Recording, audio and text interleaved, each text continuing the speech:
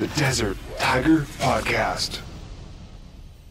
And we shocked the people because, oh, no, we're not going to go to Abbotsford and see an international championship take place as like a title change. That's not going to happen. But yeah, it's going to happen because those are the pops that I would want. I want to give that to the people. I'm a fan just as much. Like, that's why you wrestle. That's why if you're a fan, you love wrestling.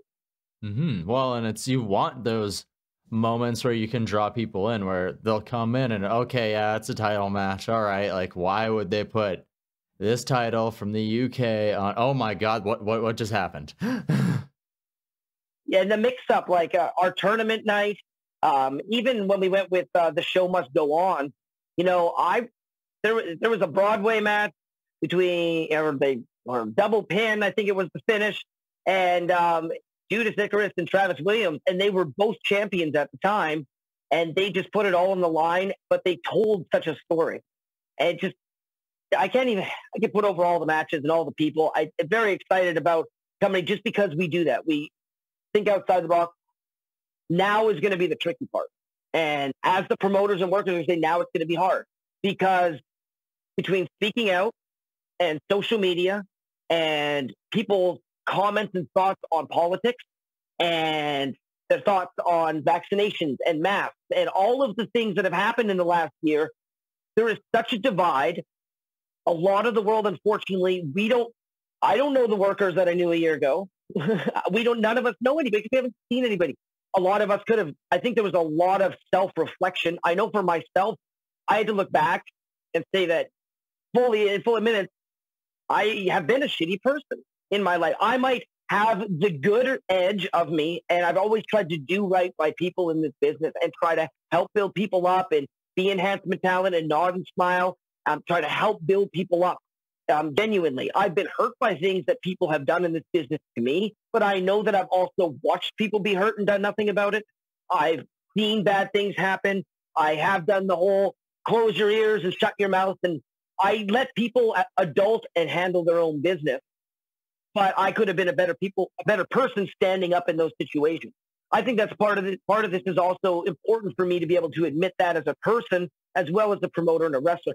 But I also feel it went from speaking out to movement of honesty and abuse to us looking at ourselves and saying, okay, well, what do we see now in this world? What is wrong?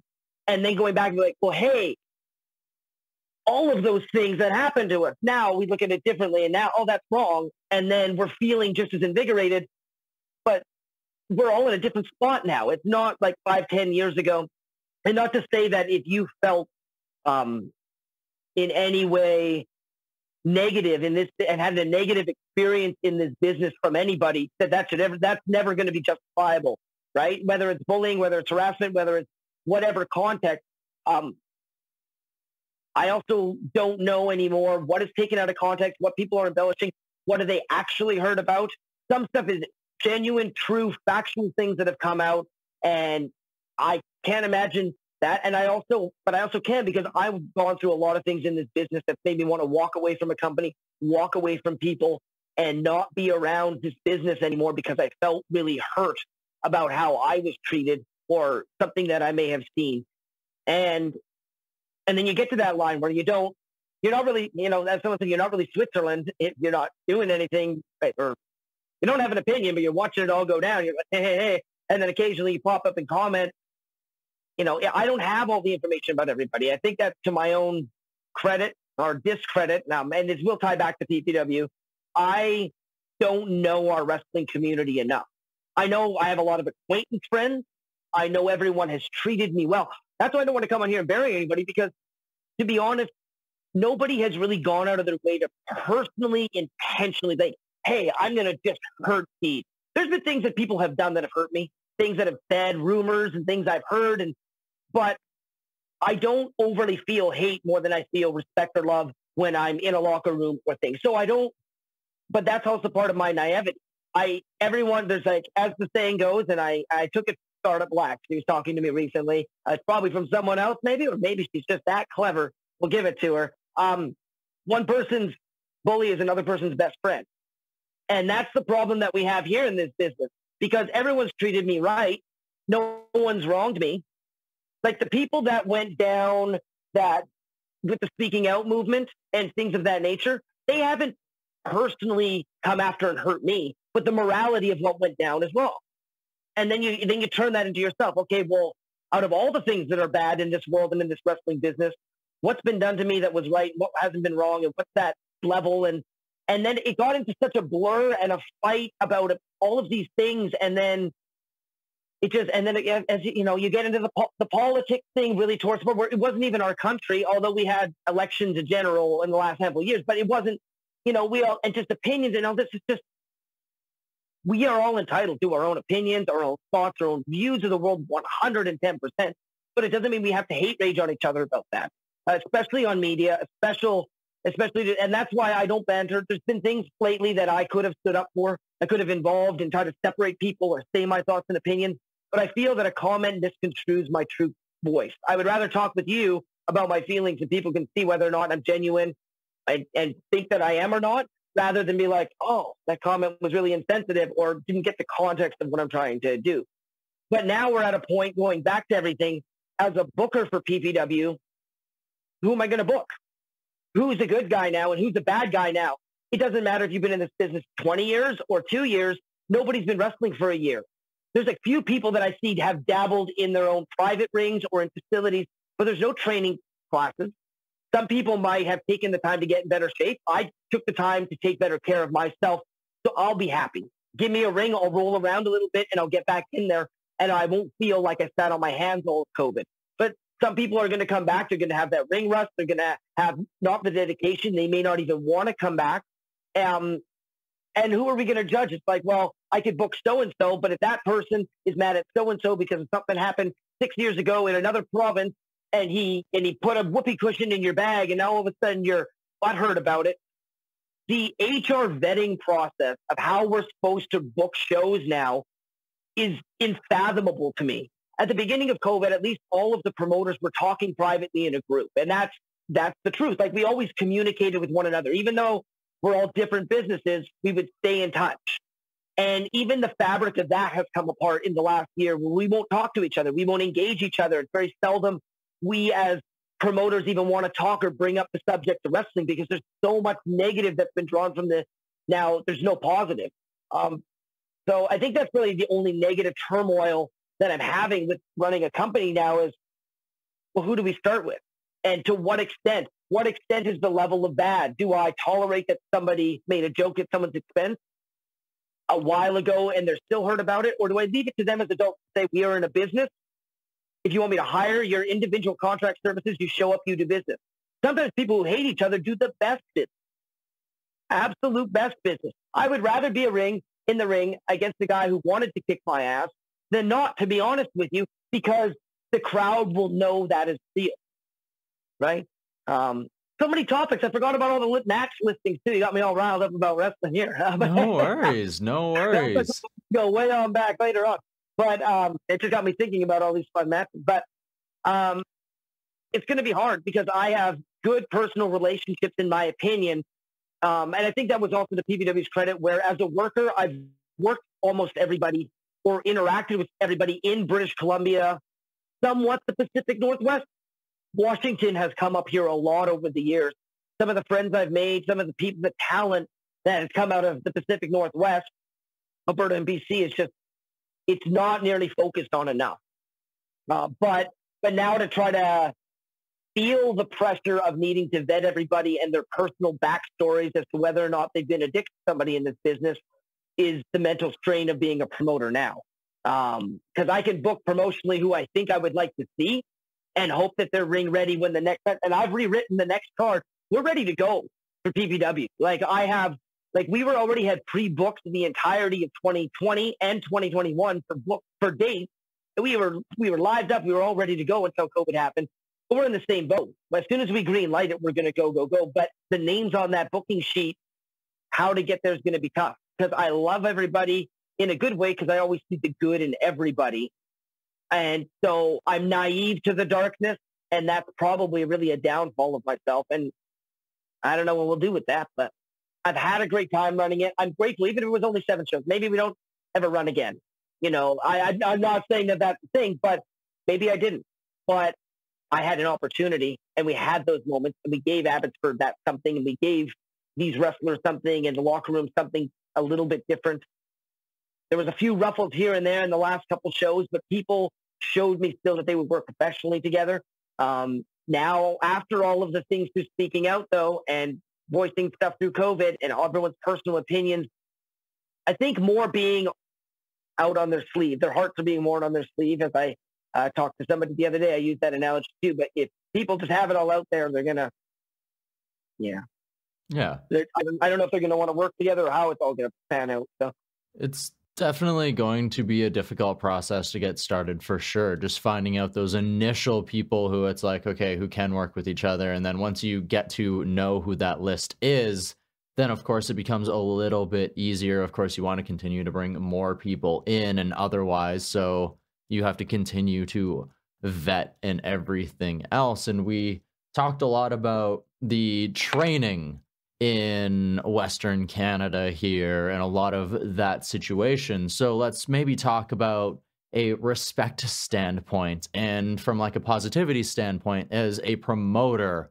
What sort of things are you looking for in a talent, in a prospective talent moving forward when things get reopened? That's a great question for everyone wanting a booking. I like that. Someone that understands 100% that this business is about making sure the fans are happy. And I would say only rivaling that, also making sure that you are enjoying the happiness in the business. Because I want the wrestlers to feel fulfilled, but this business is about making people happy. And I want someone who will see the bigger picture. They're going to go out there. If they're a face, they're going to shake hands and take those pictures and make those memories count when we come back from the pandemic. And if you're going to be a bad guy, you're going to be a bad guy. You don't need to be, you need to look that up and you know what I'm talking about. You need to know your craft. There was so much time where I was a wrestling fan.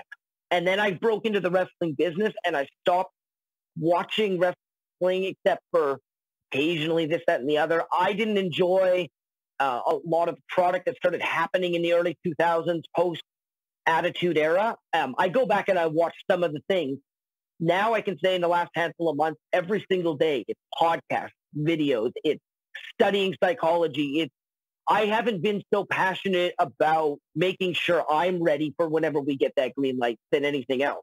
And I want to see that in competitors. I want to know that I'm not just booking you on your stature before we left. I'm booking you on you showing me why now. We have seen, it's hard because right now we can't do much with social media with no shows. It's hard to promote with no shows, but you can take steps now. You can reach out to promoters and say, hey, I'd like to come work for you when the next show comes out. Here's my updated bio. Hey, during COVID, I put together this clip package for you. Here's what I'd like to do. I know you know what I'm talking about. And here's how I'd like to present myself to the world. Take that initiative. Initiative to me goes a long way. We had the PPW Invitational Battle Royal, or it was going to be like the debuting dozen. We went through so many different names. Back at Fall Brawl, where the concept was every single person in that Battle Royal was a debut. Perhaps we can never do it again, but we were upwards of 60 different faces that in that 1 year, 6 shows appeared on our thing. 60 different roster members. That's a huge amount of talent. But we were some of that was the first thing. We were like, kid beforehand, like, hey, you got your gear? Well, no. And then his friends went and got him gear and we put him in the ring. I'm not going to get into that story. We still gave that kid an opportunity knowing he had been training. We talked to his trainer and said, hey, is this kid ready to at least go out there and do the things? Absolutely. And so, and that's a show of respect, going back to respect, right? Talking, I appreciated that I could have a candid conversation with a local trainer about a student in a positive way and then help them get to that next step, that first step in the ring. But as a promoter, that I also would take the time to say, hey, this person going to be ready. I get all of those aspects too. But I want somebody who is going to be ring ready that way. I'm all for giving opportunity, but I'm a big foot in the door kind of guy. If I don't know you and you want to break into business, now it's probably a good time. Come set up the ring. Come introduce yourself. I want someone who's going to show respect in the locker room where I know that they will go around and not necessarily shake hands, although traditionally that was the way, but go interact with everybody in the locker room and say hello. And on that side note of handshaking, while I get off topic, I was thinking about this today.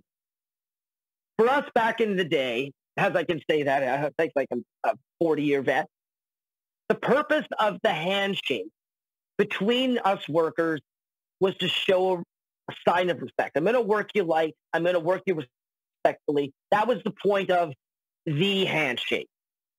A lot of people nowadays were like, hey, we're person to person, shake my hand like a person, and that's okay too.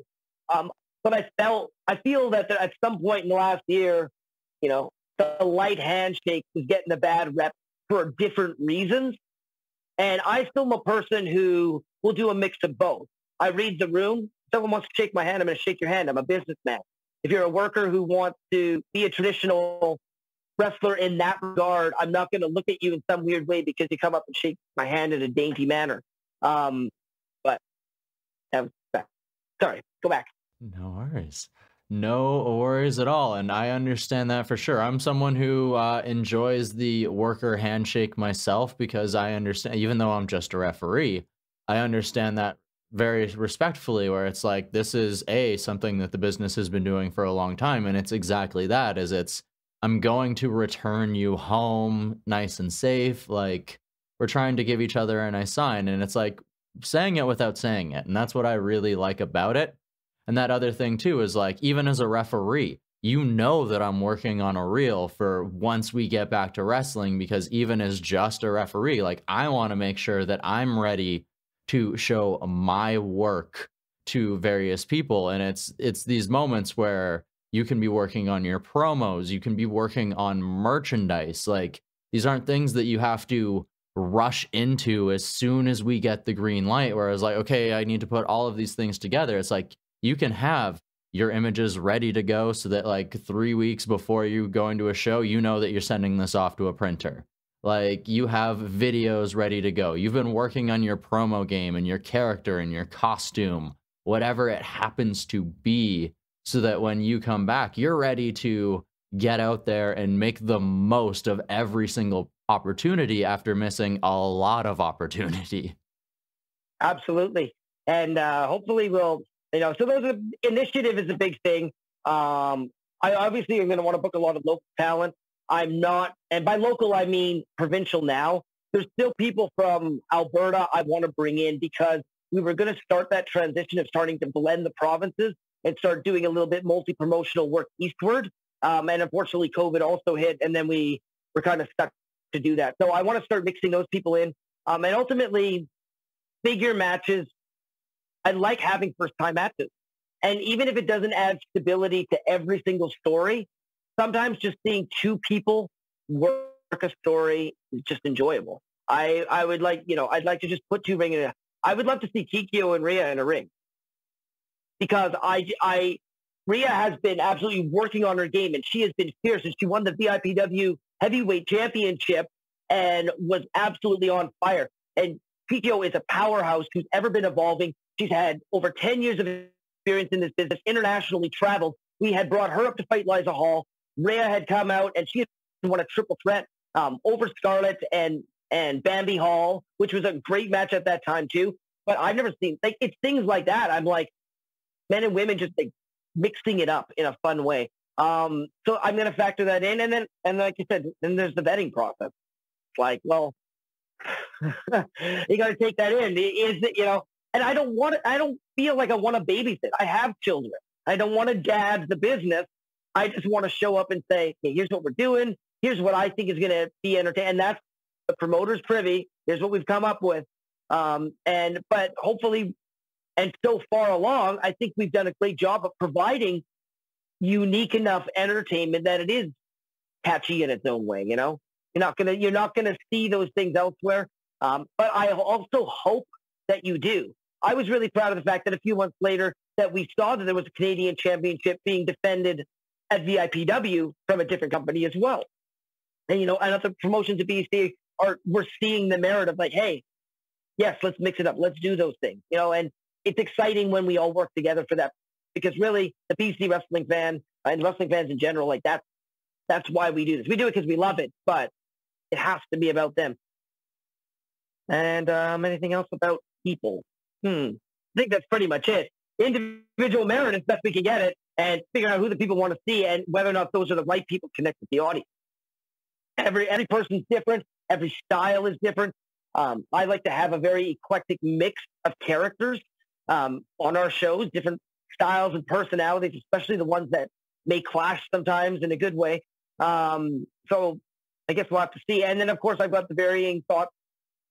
We work as a team creatively, and I want to make sure that I have their input too, and their thoughts and opinions, because there's a lot of knowledge in the heads that I take advice from and get wisdom from, not just in our ownership circle, but beyond in the wrestling business.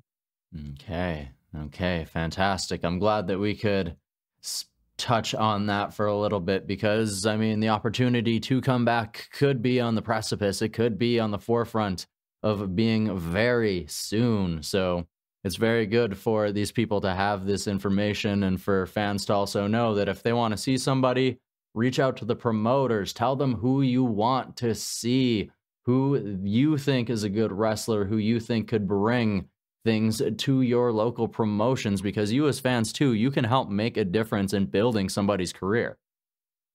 Absolutely. It is all about the fans. I'm very grateful because whether I've done some dastardly deeds or they've been supporting me, the memories that the fans and the people that I have worked with in general who have just been around wrestling. If you've been around wrestling and I've been there, whether I've signed your autograph or you've signed autographs for me, which I've had that happen too. That's a great little story. Where I had all of these kids at a show sign in my book their autographs so I could remember them. And then this little kid, he didn't have much of anything, and he gave me this CD that said "Foul Out Boy," foul. But it was so cute. It was the only thing that he had, and it was the most.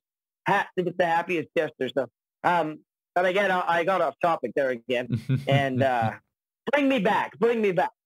No worries. I mean, it's there's nothing wrong with some Foul Out Boy. I mean, I know I have enjoyed them through my time as well. So, but the fans, though, in general, are like, they're why we do this. This is about them. And that's all. All I could want is to have them fully entertained across the board, and in whatever context. I'm recognizing now where my role needs to be. I'd love to be back in the ring at some point, and I'm going to be ready to do that. But if I didn't wrestle anymore, that would be okay too. I feel like I've accomplished more than I ever intended to set out with in the business. We dreamed always, I dreamed of going to the WWF and doing this. I want to travel more. I'd love to go to other provinces and do those tours. Those opportunities may still arise, but the things that were important to me, I wanted to wrestle in front of my family. I wanted to be a good role model for my kids in that ring and show them that you can accomplish anything if you put your mind to it. Being able to travel around the province, see some beautiful things, make some beautiful memories.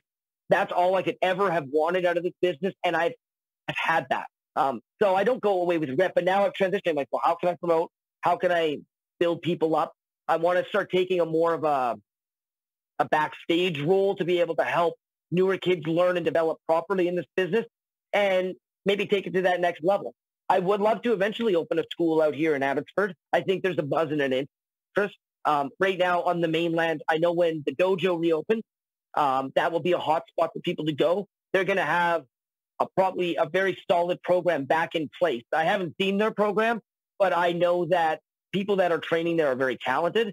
So if you're on the mainland, that would be a recommendation. If you're on the island, I'm not sure if it's one or two schools, but Eddie Osborne has some schools out there. I don't know if the IPW still trains, but I would absolutely go out there and train with Rhea and Cody and learn about the business in a ring too. So there's lots of different options now. As you go into Alberta, I'm sure there's a lot of different, like you said, there's top talent out there. Lance Storm isn't currently running anymore, but that was a thing for quite a while too, where there was a lot of people. There's even people in the Okanagan who've been trained by Lance Storm. Yeah. There's a lot of various opportunities, and it's, as we've said before, you don't have to stop learning as soon as you get out of a school. You can go to these various places and continue to learn various different things. Take the things that you like and continue to build yourself. There's a ton of opportunity, and it's up to you to reach out and try and find it and try and find out, how can I become a better talent, a better wrestler, a better representative of the wrestling industry? Absolutely.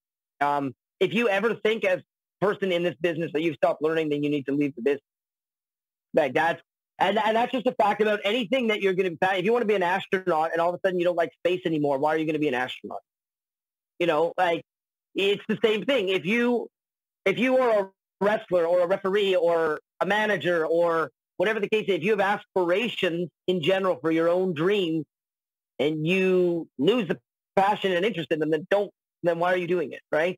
You always want to be learning more every single day. That's why I watch wrestling. That's why we're doing these things. I've never sat down and really opened up this way. I've had one other podcast, the RTD show. I don't know if you're familiar with that, RTD. Anyway, and he interviewed me. But other than that, I haven't been open and sharing a lot of the things. And interestingly enough, we've been rambling a lot, but the amount of things that I was going to talk about, the list was twice that already on the little notes I had made for ourselves. Well, how am I going to really break this down? So you think if this is a mouthful, wait till part 2, 3, 4, and 5, right? But I don't know. I just, this business makes me happy. And I'm every day, back to what you said, it's about learning, about making yourself better. I've gone through patches where I haven't given it my all. You know, I haven't given it my focus. I haven't hit the gym all the time or taken good care of my body or paid enough attention. I know we used to get flack because I went out from amateur to Coquitlam all the time for training. And then after your training, you're not there nearly as much.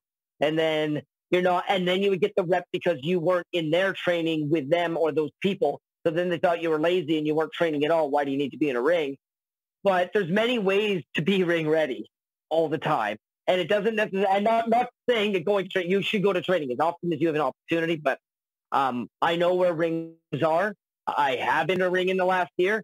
And much to my credit, I've had more matches in 2020 than most people have because we wrestled that small stint during the fall before the travel button shut down. Some people didn't even wrestle in 2020. I had a hot start to the year with some really fun matches. Then I got that little mid-piece in fall. It's only been like 4 or 5 months since I had a match. So it's, I'm not as rusty as you would think. Ooh, so he's ready. He's ready to jump into the future once those floodgates get opened up. A whole lot of dastardly deeds. Yeah, 2024, right? The wave of dastardly deeds. It's coming. It's coming. Yeah. I've had a lot of fun times, but I want to figure out a different. Danni Deeds has contributed a lot as a character, I think. But there isn't anything that I really haven't touched on doing. And so trying to figure out myself too, much like a lot of characters and people that getting back in are going to need to find themselves. Well, who am I now? What is a so-and-so? What is a dastardly? What is that guy? You know, like I'm not the boisterous, in-your-face dick, speak casually, that I was a year ago when I was trying to be that guy. I do a lot of fun music and I still use the that guy character, but I'm not really, a lot of that was just my shoot rage coming out in promo style a lot of the time. Now I feel that I can calmly talk about my shoot feelings a lot of the time. So I feel like you've done a pretty good job of it too. And even with the creating of songs, you mentioned earlier a love of Weird Al. So that parody style's definitely continued to make its way into further in your career, that influence continuing to move forward. Yeah, as always, yeah. White and Nerdy was my first theme by Weird Al, of course, and then I ended up being a nerd for the longest time. So I've seen Weird Al probably 4 times, I'm thinking, and I've definitely had a parody, and comedy has always been a very influential thing. I think I'm much of an introvert. I do battle depression. There's a lot of inward things about me, and being an out there, outlandish person sometimes is a bit of my release. But parody is so much fun for me. I have been trying to dabble. We just recently released a parody of WAP as Big Ass Hunters. And we released like this gritty version. But Adrian at His Art Burns, he's really amped it up. He was the person who created That Guy's Center Anthem video.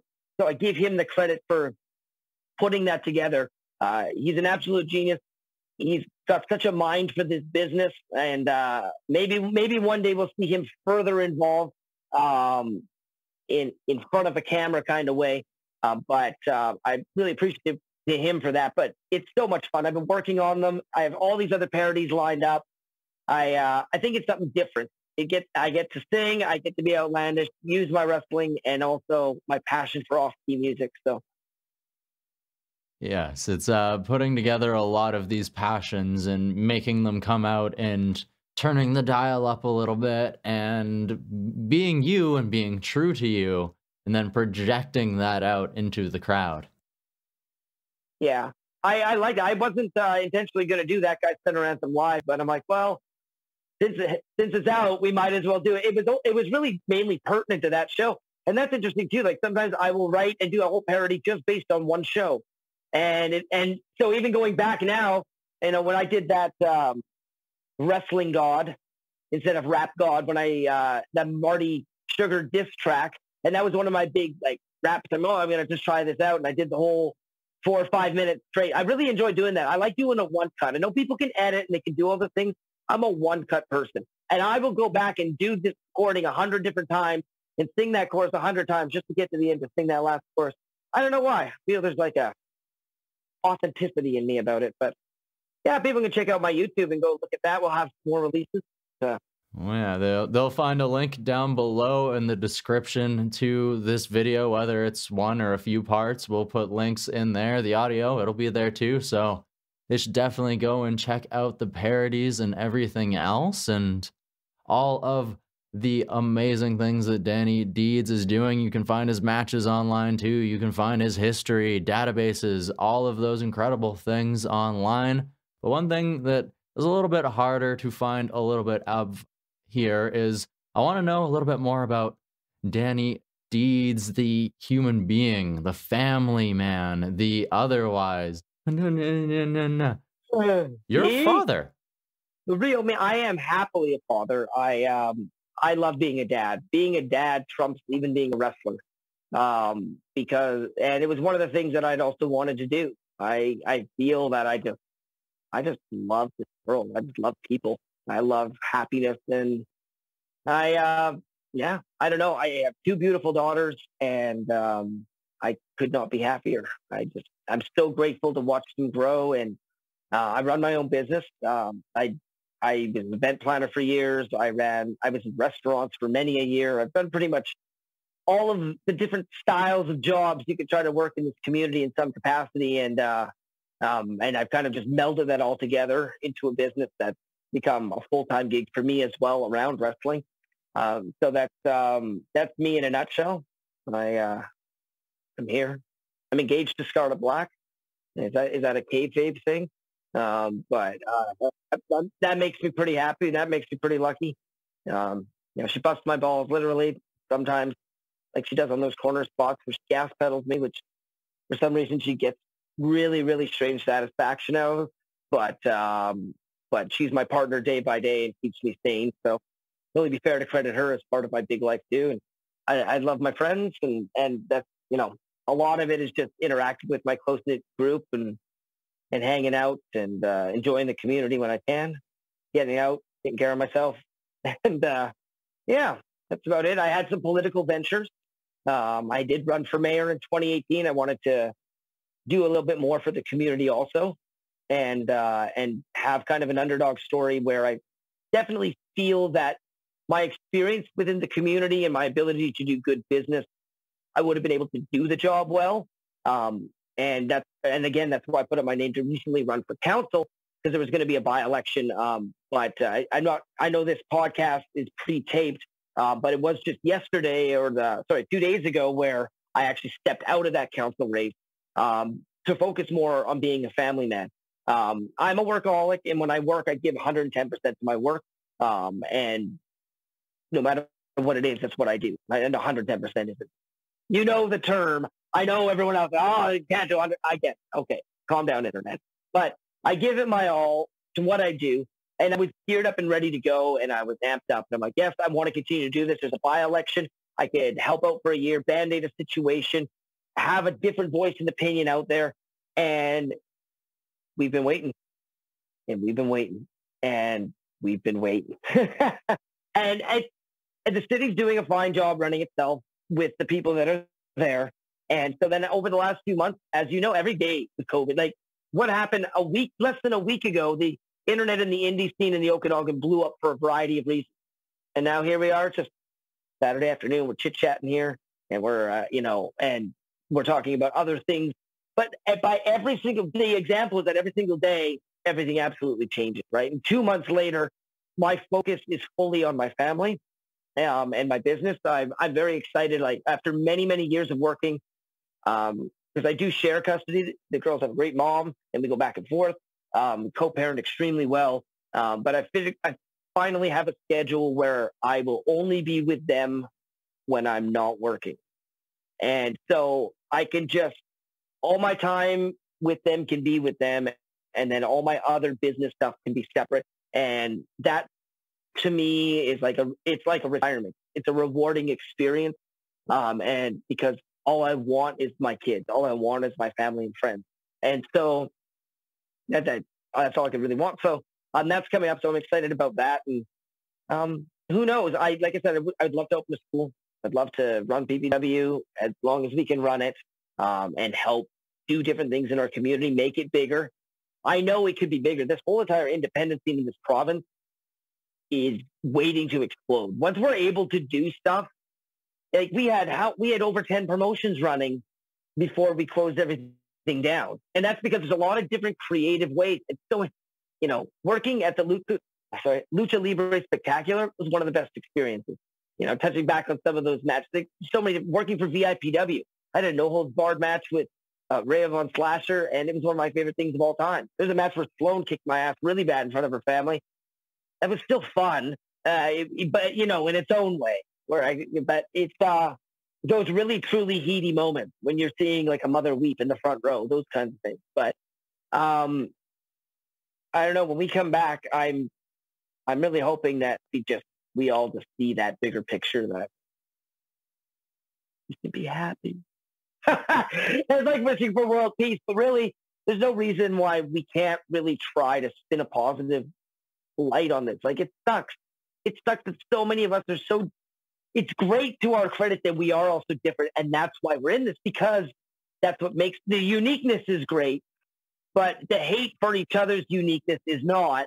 And I really just long for a day when I read positive things on the internet on a regular basis about wrestling again from people, and see them get excited to talk about things and do those. Like, some people do that to their credit, but a lot of workers and promoters definitely, I don't see as much positivity spewing out of any of us. Not even me.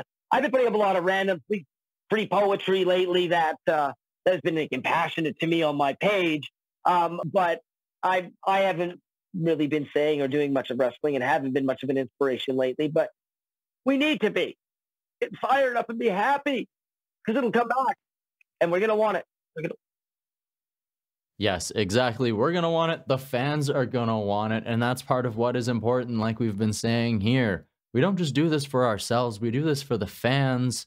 There's a reason why we all go through, like, being body slammed is only fun for so many people. So it takes a certain type of person, and as fans too, we have to appreciate those individuals, and we need to realize that it's for the greater good of this scene, whatever it happens to be. We need to realize why we all do this, whether it's individually or as a collective group. And I'm glad that we can take exactly that, take some time to put a positive spin on this industry, because I see a lot of positive things that come from it, and I want to continue to see exactly that. Absolutely. There's so much potential and so much hunger and so much love for wrestling out here.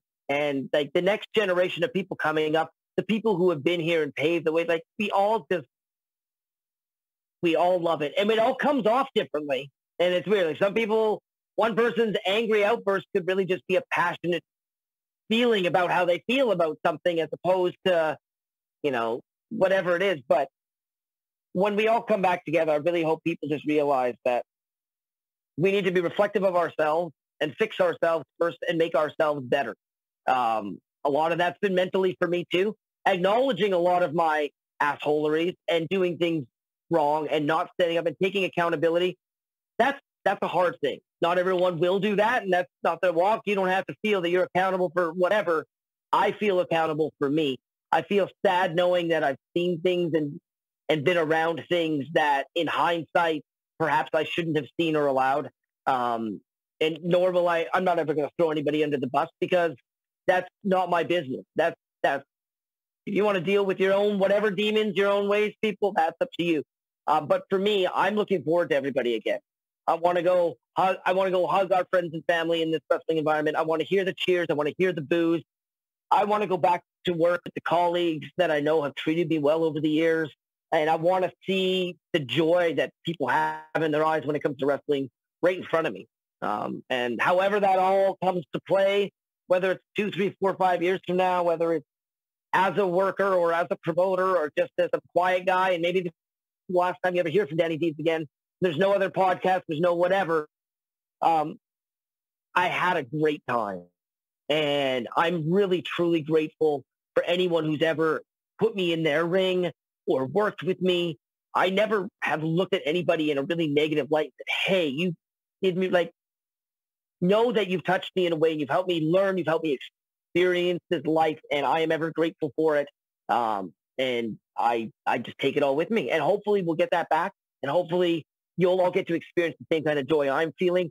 And over time, we'll get to the point where we need to be, and we'll figure out a way. But yeah. 100%. And I cannot wait for that day. And I'm incredibly thankful that you were able to join us here today. And I have one last question for you here, Danni Deeds. Are you ready for it? Ready. Okay. So we've talked about your growth as a professional wrestler, as a promoter, as an entrepreneur, and otherwise. And now I want to continue to know a little bit more about yourself. So over this process, this growth, how has it helped you grow as an individual, a human being, or what has it taught you about yourself? That I'm some kind of sociopsychopath, probably. There's so many things that I've learned throughout my life, especially in this business, but I like to be people's boss, as it were. And things I've seen and done and the adventures that I have been on, there are so many things that the world will just never, ever know that I've taken with me. And that has always been contributing to my growth, how I see the world, how I see myself as a person, the judgment calls I have to make, whether or not I'm responsible for somebody, whether or not I'm responsible for anything. It's my own actions that I'm responsible for. I often talk in private conversation with people about the fact that, like, personality-wise, I'm probably the same teenager I was when I was a teenager. But you learn, but that's the value of wisdom over a 10, 20-year period. Now, as a 39-year-old, and I'm going to be 40 this year, surprisingly enough to age me, I can look back and be like, well, generation of you 20-somethings and people just breaking into the business, do it. Follow your dreams, treat each other with respect, do right by this next generation. And wrestling's going to stay here for a very long time to come. And it's helped me develop. I, over time, became a person who only dreamed of being a wrestler, to saying, hey, I'm going to do something, to accomplishing my dream, to then be able to have all of these achievements, to then go on to have the confidence to bring children into this world and know that they can be properly loved and give them an opportunity. I wrestle with my kids now on a weekly basis. They are right into having wrestling matches with me. And you can imagine as a dad how that felt. My firstborn, she had pictures taken with Nicole Matthews and Veronica Weiss and Casey Spinelli. Well, I was the ECCW Tag Team Champion. And it was 2 weeks after she was born and she was at her first wrestling show. And, what I've taken is you can really be happy in life. You work at it and you do the things that you're impassioned about and you treat other people well. And if you don't treat other people well, you should own it. It sucks to say, but it's true. And if I've wronged you ever and I haven't even realized it, I welcome you to come and talk to me about it and open up those wounds, and even if they hurt me, and talk about those things. Because this business, this life is all about bonding with other people. A huge empath, if you're familiar with that term, and I genuinely love everybody. And I try to see the good in all of the situations that I possibly can. Maybe that's why I kind of compartmentalize too much. I can be in a situation where I can black and white something that could have like horrible effects on my emotional and mental well-being, but I can be there and tolerate those kinds of things and still make executive decisions. And I don't know. I've definitely grown to understand this business better and people better. And in this last year, without having everything that I've ever wanted, and everyone had to give up their wrestling dreams, and everyone had to be put on hold. How are we going to deal with that? I definitely found myself a lot more, found the person I needed to be, and been able to refocus and find what's really important to me, not only in this business, but in life in general. I think all of you helped me grow. This conversation helped me grow, and I thank you for that, because nobody has taken that time to sit with me for nearly 2 hours and just have me talk about my feelings about this business. And I did, and like I said, I didn't get into anything that was specific and bury anybody. And and the amount of things that we could talk about down the line, if you want to, are endless. But if there's any hitting at home point, I really just miss you all. And whether you're a fan or a friend, and when we get back, I really hope that we all figure out a way to make it positive for everybody again, and start building yourselves up that way, and reach out and mend those things or move on with them. And that way you don't have to carry that anymore either, and be happy. I've learned to be happy, and what it takes to make me actually happy, in very dark times, Absolutely, 100%. And as a fellow empath, I thank you for opening up and not only sharing your journey, but these lessons with us here today. So thank you so very much, Danni Deeds, for joining us here on the Desert Tiger Podcast. Appreciate it. Look forward to another one in the future. The Desert Tiger Podcast.